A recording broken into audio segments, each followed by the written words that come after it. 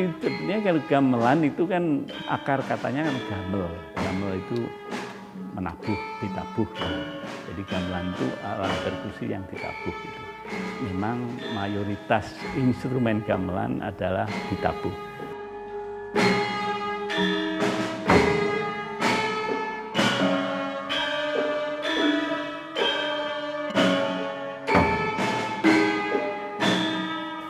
Gamelan selalu ada hubungannya dengan kalau di desa ya ada bersih desa atau nyadran.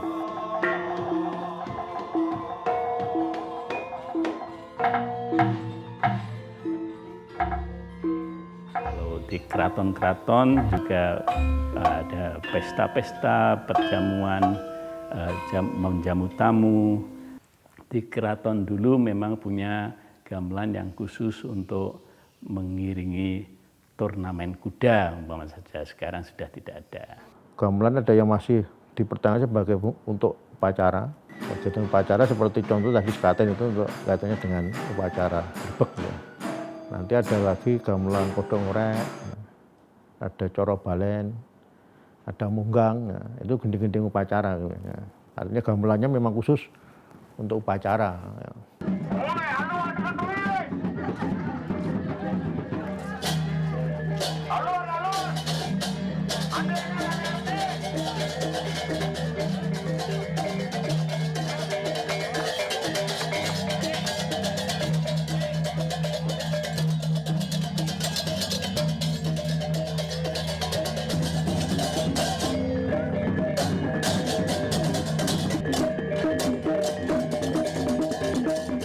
Kalau di Bali kan juga ada gamelan yang gamelan gong gede gitu, kan gong gede itu yang bukan yang apa sih dengan gamelan kita gamelan ageng gitu. Ya. Dan gong gebyar gitu. Ya. Yaitu untuk kepentingan kegiatan-kegiatan ya, masyarakat yang memang berkembang juga itu. Ya.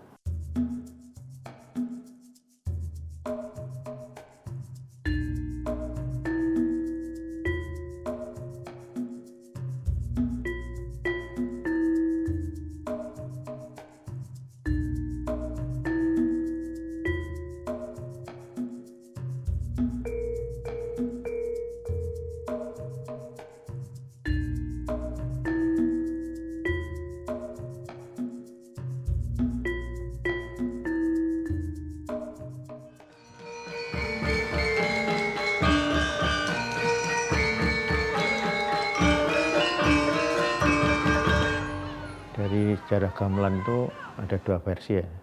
Ada yang versi sumber lisan itu bahwa gamelan itu diciptakan Bathara Guru ya, ketika turun ke dunia. Gamelan disebut Lokonanta. Gitu ya. Terdiri dari beberapa instrumen namanya gending. Namanya ada sauran, ada tetek, kemudian ada lagi maguru gitu. Nama pada awalnya gitu. Tapi kalau dari data-data yang ada pada prasasti itu ya memang gamelan itu abad ke-8, 9 sudah bermunculan. Itu bisa dilihat dari prasasti-prasasti dan juga yang tergambar pada dinding-dinding candi itu. Dimungkinkan gamelan sudah ada karena memang di sana ada lukisan-lukisan yang menyangkut instrumen-instrumen, ada kendang, dan dalam prasasti disebut padai. Nah, itu merupakan embrio dari gamelan-gamelan yang sekarang ini ada. Zaman Hindu Jawa, gamelan itu sebetulnya adalah ansambel-ansambel kecil, tidak sebesar yang kami ketahui seperti ansambel gamelan sekarang. Perkembangan selanjutnya zaman Islam Jawa itu banyak perkembangan kesenian di pantai utara. Kemungkinan besar gamelan yang terdiri dari instrumen yang banyak sekali itu mulai perkembangannya adalah abad 15-16. Masa Hindu itu ya, masa Majapahit untuk upacara Aswamedha itu ya. Dan pada masa Demak udah berubah itu fungsinya. Nah, yang semula untuk upacara Hindu menjadi upacara kelahiran Nabi Muhammad itu jadi yang dirayakan mulai tanggal 5 sampai 12 Rabiul Awal ya. Bulan Mulut ini sampai sekarang masih dilestarikan di beberapa keraton di Jawa ini.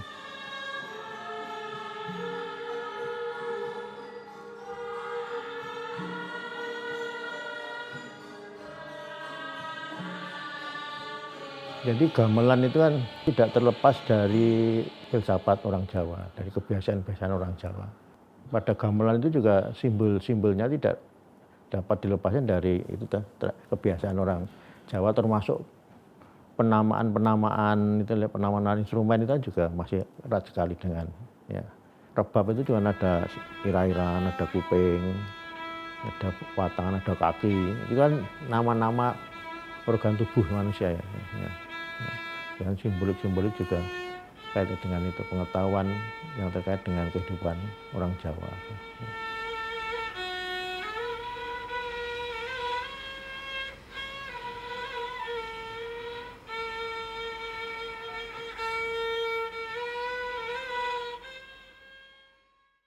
Pengetahuan dasar tentang musik gamelan itu ada wadah, ada isi, lalu ada yang mengatur gerak dalam arti perjalanan temponya.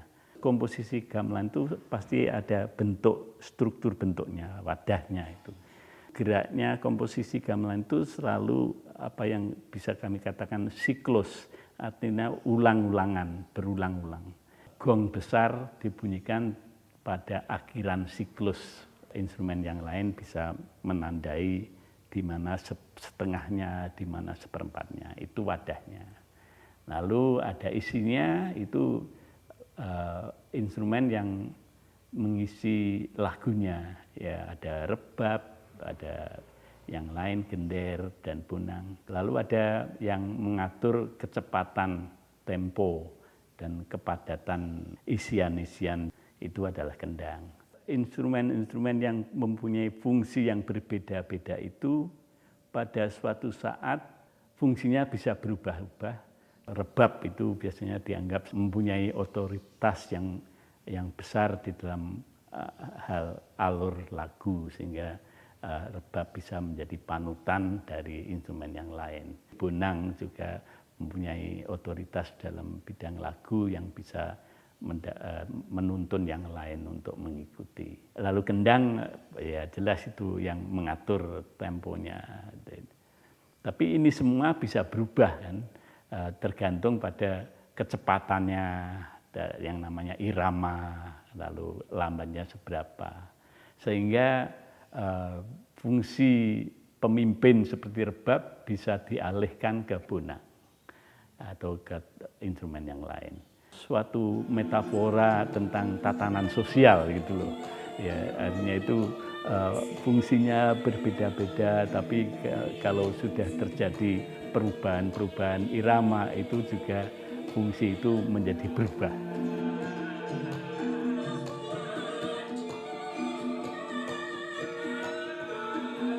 Dinamikanya kan interaksi antara instrumen yang satu dengan yang lain, interaksi antara satu grup instrumen dengan yang lain. Kalau saya sih kadang-kadang menjelaskannya itu karena sekarang itu zamannya itu zaman digital dan komputer. Permainan gamelan itu hampir sama seperti ada networking. Itu berarti bahwa kalau satu sistem dari satu instrumen atau satu kelompok instrumen berubah, itu harus ditanggapi oleh instrumen yang lain untuk menyesuaikan perubahan sistem itu.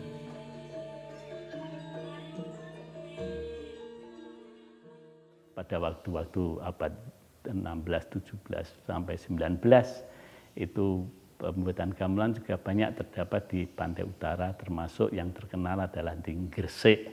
Di Gresik dulu ada tempat pembuatan gamelan, walaupun akhirnya punah awal abad 19. Di Semarang dulu juga tempat pembuatan gamelan yang masih eksis sampai awal abad 20. Dan begitu kekuasaan timbul di pedalaman Jawa Tengah, Mataram, sampai sekarang dengan Keraton Solo, Jogja, Pakualaman, Mangkunegaran, maka kegiatan-kegiatan selanjutnya banyak berkembang di Yogyakarta dan Surakarta. Awalnya kalau bikin gamelan itu, pertama kita siapkan bahan. Nah, bahannya itu tembaga sama timah. Perbandingan antara tembaga sama timah, tembaganya 3 kilo, timah 1 kilo. Itu perbandingannya. Tembaganya itu kita pilah. Kalau misalnya ada yang kotor kita buang gitu aja. Jadi murni tembaganya. Kalau timah banyak yang murni ya. Nah, habis itu kita lebur. Nah, proses peleburan ditungut, pakai tempat kowi namanya. Tapi sebelum dibikin kan dibakar sampai matang. Itu. Habis itu kita lebur sampai mendidih seperti air tuh, sampai cair itu, ya kan? Pas di peleburan itu kan nanti di tengah-tengahnya ada pengecekan, Mas. Pengecekan bahan bakunya itu sudah bagus atau belum, kasar atau halusnya itu harus pas.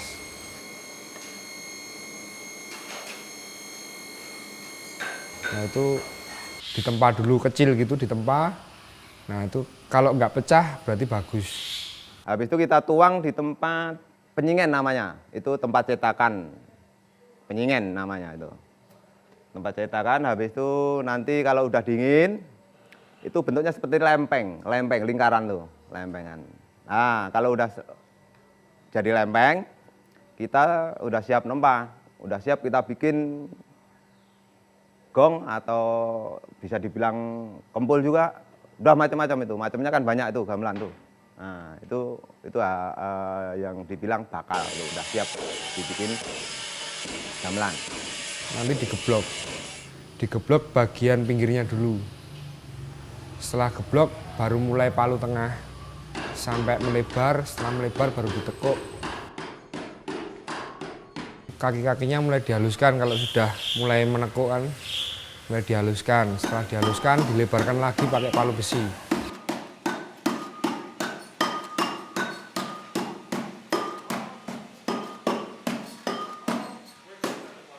Kalau penghalusan kaki-kakinya biasanya pakai palu kayu. Pakai palu kayu itu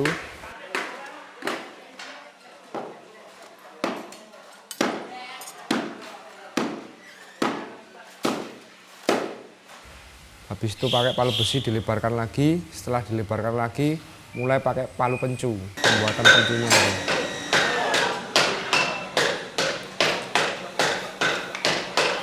Setelah pembuatan pencu nanti pakai palu papak, setelah papak pasu. Yang terakhir itu kita kan dimasukkan dalam air tadi kan, itu terakhir itu. Nah, habis itu kita cari nada atau nyetemnya. Kalau nyetem itu nanti ada orang lain lagi, masalahnya gitu.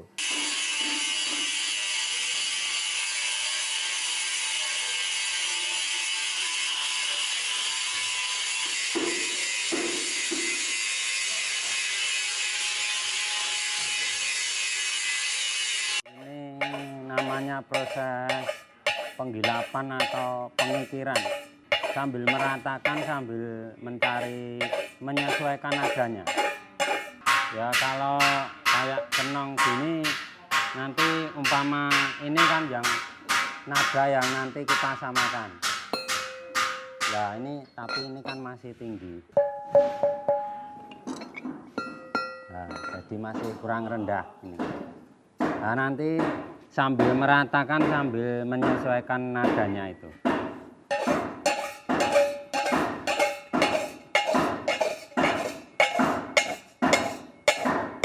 Kalau sudah mendekati nadanya tadi, kita gunakan ini, yang kikir agak halus, kayak gini. Nanti setelah ini kita gunakan yang lebih halus lagi ini, namanya kesik ini. Ini hanya untuk menghaluskan. Setelah ini baru kita nadanya sudah ketemu, kita amplas pakai amplas itu. Kalau sudah diamplas, nadanya sudah ketemu, sudah diamplas, baru tinggal braso, ya tinggal kita pakai.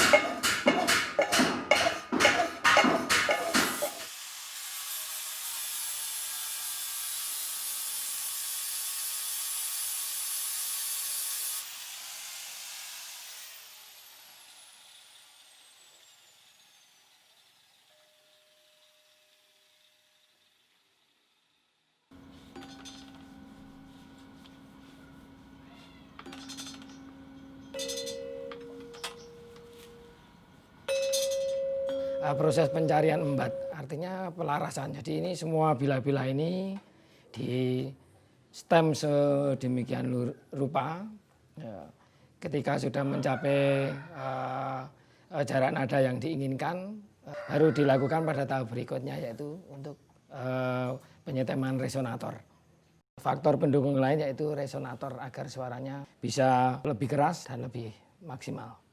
Ini adalah proses penyelarasan antara bilah gender dan resonator. Proses pelarasan tergantung dari umurnya gamelan. Kalau baru akan membutuhkan tahapan larasan beberapa kali sampai kemudian pada titik stabil, tapi itu pencapaiannya lama sekali. Artinya 1-2 tahun, 5 tahun, 10 tahun, jadi tergantung dari umur gamelan. Jadi proses pelarasan antara perunggu, kuningan, dan besi itu berbeda. Kalau kuningan dengan besi sama perlakuannya, tapi kalau dengan perunggu berbeda. Jadi perunggu kalau misalnya model bilah itu kalau ingin meninggikan nadanya itu nanti di gerinda bagian pinggir.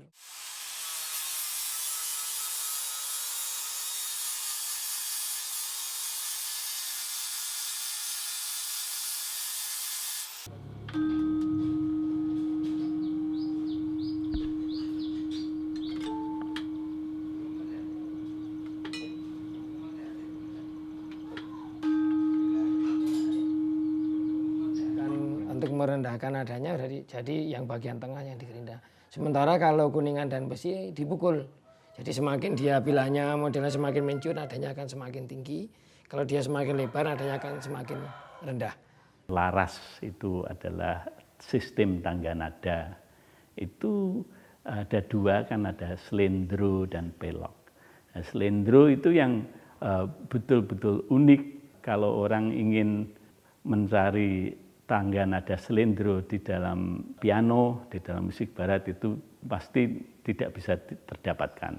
Kalau pelok sih masih ada sedikit kesamaan dengan tangga nada musik barat, artinya bisa dicari nada-nadanya di sana.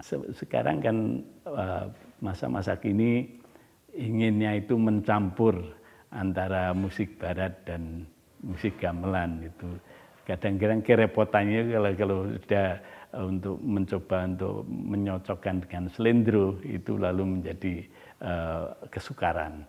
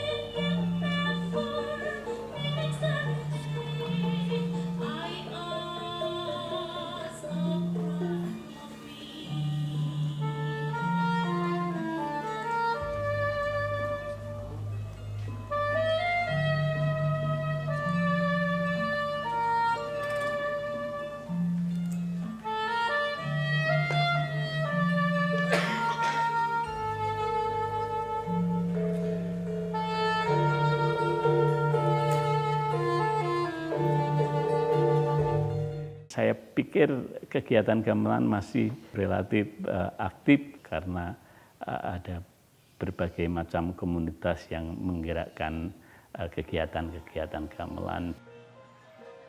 Keraton adalah salah satunya komunitas gamelan.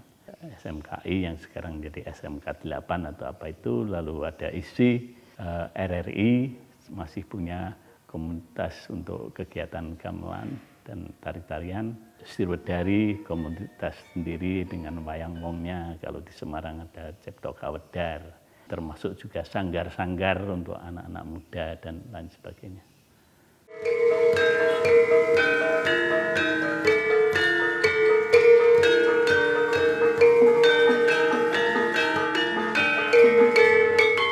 Kompetisinya itu lebih besar karena memang generasi mudanya banyak diekspos musik-musik pop barat.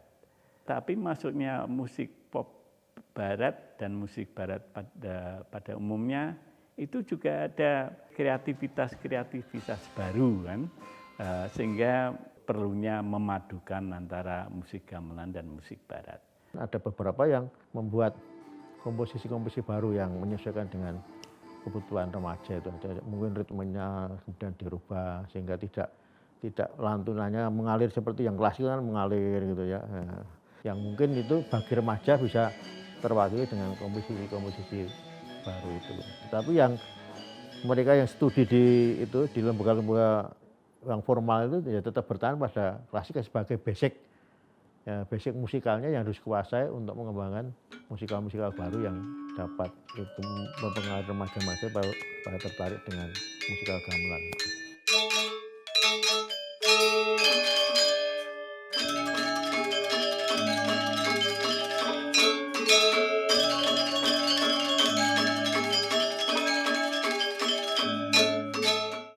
Ada suatu rasa keprihatinan dari institusi pemerintah mengkhawatirkan kepunahan daripada gamelan dan wayang dan sebagainya. Institusi pemerintah maupun swasta lebih menggalakkan untuk nanggap wayang dan gamelan kalau dibanding dengan yang dulu-dulu. Tapi apa yang terjadi juga menarik untuk dibicarakan karena yang disponsori oleh institusi pemerintah maupun swasta lalu menjadi pentas yang besar-besaran, yang spektakuler. Suatu daya tarik yang lebih kuat kalau ada teknologi yang baru yang dimasukkan ke dalam pentas gamelan dan wayang.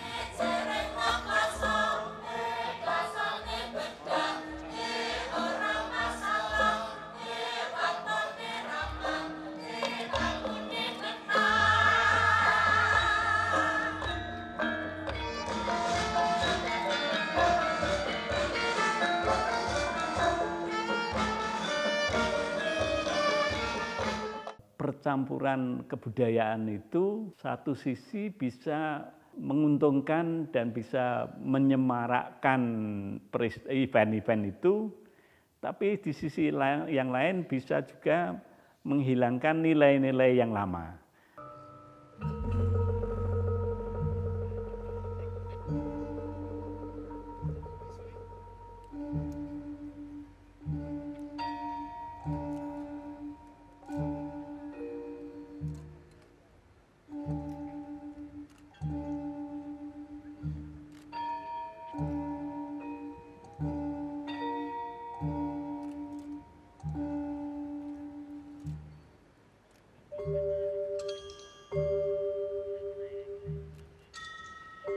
Dan memang kekhawatiran kepunahan musik tradisional itu selalu ada. Tapi saya mempunyai harapan tidak akan punah, tapi selalu berubah. Nilainya pun atau bentuk pertunjukannya. Selalu ada perubahan bentuknya, perubahan makna dan nilainya.